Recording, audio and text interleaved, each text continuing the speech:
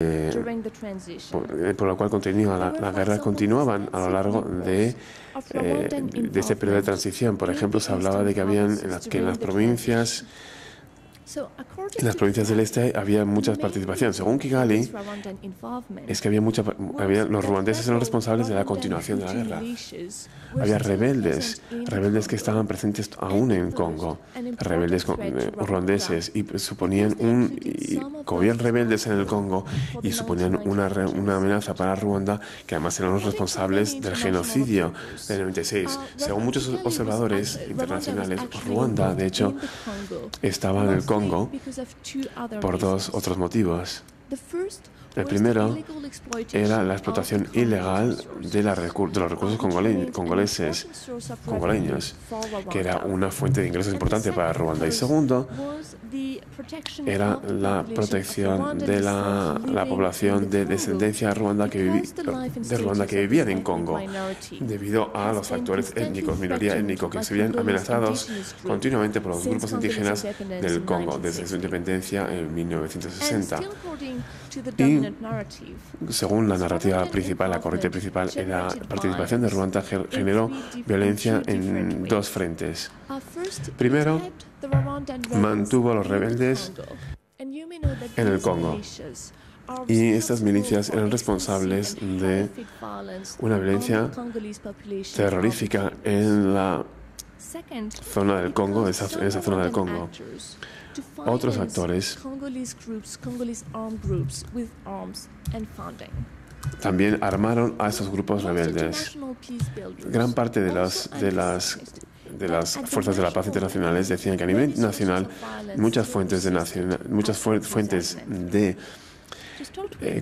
conflictos continúan todavía en el Congo, además de líderes rebeldes que mantenían estructuras comunes sobre sus fuerzas, sobre sus soldados, con lo cual que el proceso fue un fracaso.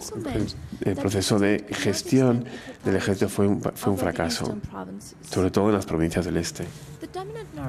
La narrativa dominante también se centraba en otra causa nacional como fuente de violencia, las tensiones entre los líderes congoleños, incluyendo al Kabila, el líder Kabila, y el representante de los congoleños con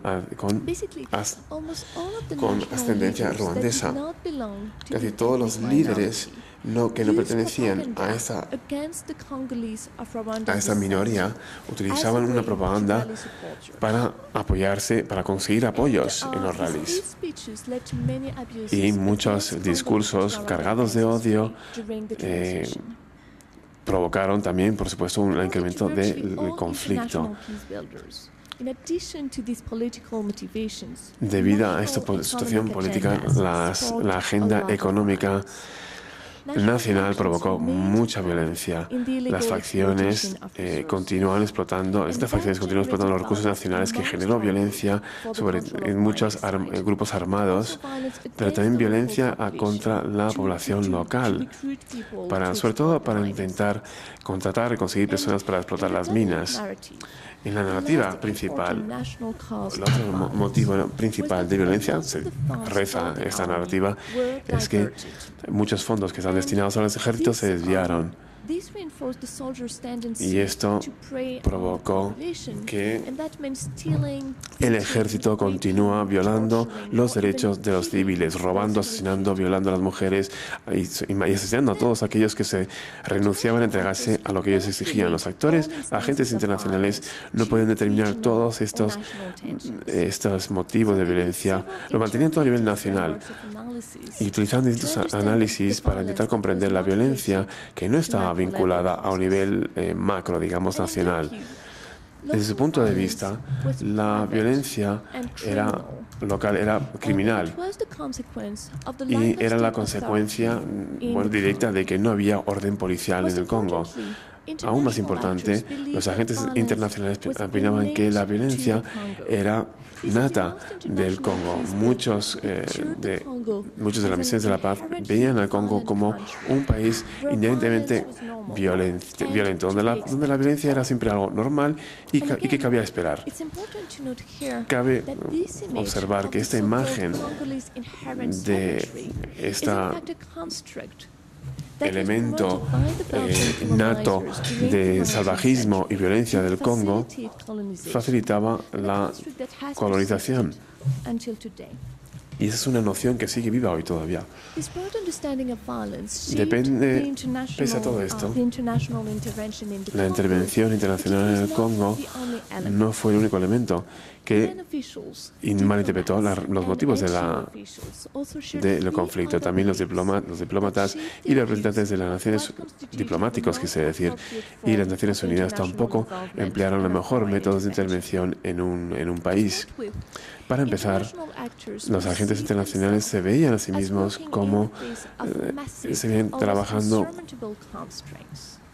bajo unas limitaciones muy importantes. Se quejaban sobre todo de las limitaciones que planteaba el entorno en sí mismo. Por ejemplo, una caída, los problemas logísticos y la disponibilidad de productos básicos y la carencia de ellos. Y el problema es que los constructores de la paz tenían una financiación importante y también recursos humanos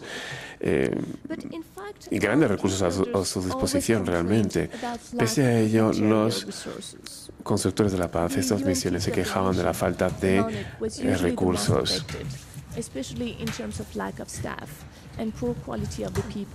Había poca gente y también pocas personas preparadas para trabajar en este campo. También se decía que todas estas limitaciones limitaban como resultado sus alternativas de cara a construir una paz y tenían que priorizar sus opciones. Y por tanto, cambió su entendimiento, o mejor su enfoque y su estrategia de cara a la construcción de la paz.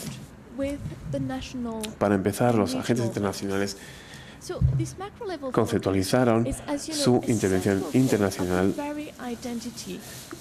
y trabajaron con organizaciones internacionales. En el siglo XX se reforzó esta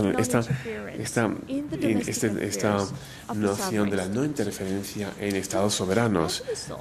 Como resultado de todo esto, los diplomáticos y también el personal de las Naciones Unidas están socializados trabajando a niveles internacionales y nacionales. Y pensaban realmente que trabajando a estos niveles era normal que lo único legítimo que podían hacer ellos, y que, bueno, por supuesto, no tenían ninguna formación a analizar el conflicto a nivel micro, es decir, al pie de la calle, o trabajar con agentes a nivel local. Otros elementos culturales que orientaron la estrategia de intervención desde junio 2003 hasta finales de 2008 eran los agentes internacionales que por fin terminaron al Congo como un país en situación de posconflicto.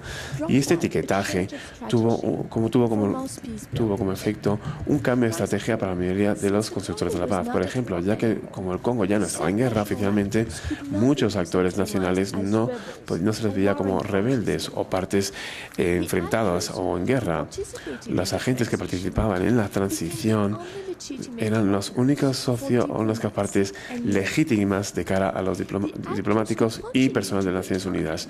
Pero los agentes que continuaban con sus actos de violencia y que se negaban a participar en la transición eran agentes ilegales y, por tanto, los diplomáticos y las Naciones Unidas no podían reunirse con ellos. Como resultado, los esfuerzos de mediación entre las distintas partes combatientes ya no eran opción, ya no era una alternativa, porque al menos una de las partes era considerada ilegítima o ilegal. Para entender este proceso, eso sentó las bases para una estrategia de construcción de la paz que se centraba únicamente en las elecciones, en unas elecciones. Como recordarán la reconstrucción del Estado, que ya hemos hablado, se abordaban muchas medidas como establecer una burocracia, un sistema de justicia, fuerzas policiales eficaces y la elección de líderes adecuados. En el 2003, los agentes internacionales solo se han centrado en una sola tarea, que era la elección de líderes a través de un proceso electoral. Y podemos ubicarnos y podemos entender por qué se centraron en esto, dado el entorno ideológico en la era post-Guerra Fría. Desarrollar la democracia ahora equivale a las elecciones. Es decir, desarrollar la democracia es igual a mantener elecciones. Y como ya se ha visto, todas las burocracias que se crean, las burocracias de construcción de paz internacionales ven las elecciones como un proceso adecuado para desarrollar la paz. Por tanto, para las Naciones Unidas y para los diplomáticos se centraron prácticamente 100% y todos sus recursos y todo su tiempo en organizar las elecciones generales. Y su estrategia de desarrollo de Estado y de consolidación de la paz fueron consideradas, se marginaron realmente, ya no se prestaban atención a esos elementos porque había que mantener elecciones, salvo como una opción. Y esto era un planteamiento, recordemos, de arriba a abajo, y era el desarrollo humanitario, las necesidades humanitarias del país, que eran tremendas. Todos los trabajadores que trabajaban con los agentes locales para intentar llevar a cabo sus tareas diarias, y las fuerzas extranjeras veían esa intervención a nivel subnacional, la veían como legítimas, y actuaciones también como perfectamente respetables tras el establecimiento de un Estado soberano, porque se veía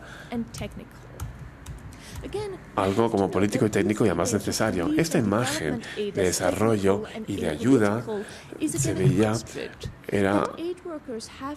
como algo que se ha fomentado en el último siglo para facilitar las situaciones y los trabajos del personal extranjero. Además, la estrategia de intervención se centraba a nivel macro, como hemos dicho, sobre todo en lo que he dicho en la organización de elecciones generales que tuvieron lugar en el 2006, como sabemos. Estas elecciones oficialmente marcaron el proceso, la terminación exitosa de un proceso de transición a democracia y paz. Pero continuaba la violencia en las provincias del este, como ya hemos comentado. Mucha violencia, de hecho, que sigue hoy por hoy. Esas zonas que estoy marcando, las zonas que marco con el ratón.